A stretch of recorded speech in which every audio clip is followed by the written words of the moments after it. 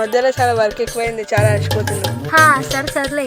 ఇందాక నేను 1000 రూపాయలు పెట్టి చీర కొన్నా కదా, మా అత్తకు 200 పెట్టి కొన్నానే చెప్పు. 1000 రూపాయలు అని చెప్పకు, మా అత్త తిడుతుంది. మీ అత్త అడిగినప్పుడు అది చెప్తాడు, లేట్ అవుతుంది. పోదాం నాడు.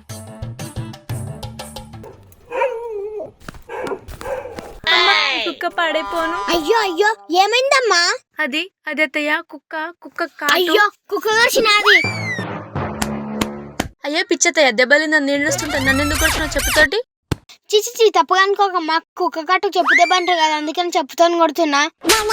అయ్యో నీ తింగారత్తయ్య, నాకు ఇంకా కుక్క గర్వన లేదు. కుక్క ఎంబడి పడుతున్నా పరిగెత్తుకుంటూ వస్తే తట్టగలిగింది. అయ్యో అవునా అమ్మా?